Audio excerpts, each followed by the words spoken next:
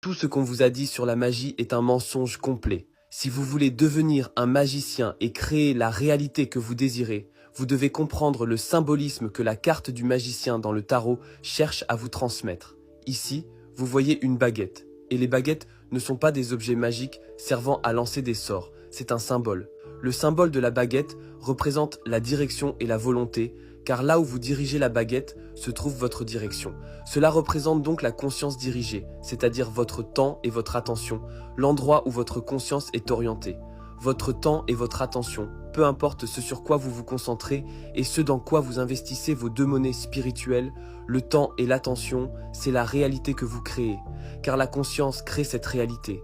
Ensuite, vous voyez le principe « ce qui est en haut est comme ce qui est en bas ».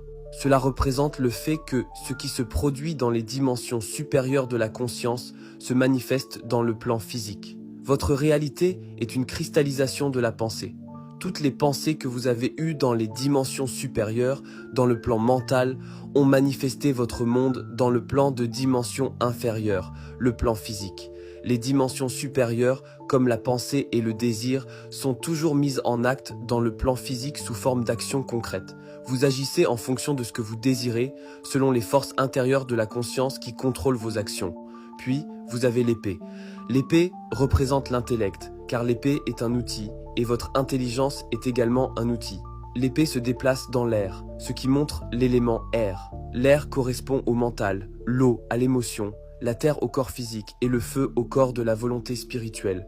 Tout cela vous montre comment vous pouvez créer la réalité. C'est pour cette raison que vous voyez le 8, le symbole de l'infini, car il existe 8 lois qui gouvernent la conscience, et ces lois sont très simples. Le rythme, la polarité, la cause à effet, l'attention, le genre, la correspondance et la vibration. C'est cela la véritable graine de vie. La graine de vie est essentiellement la manifestation de ces 8 lois créant ce motif floral, car ce sont les 8 lois spirituelles qui cristallisent une création physique. Merci d'avoir regardé jusqu'au bout. Abonnez-vous à la chaîne et activez la cloche pour ne pas rater les prochaines vidéos.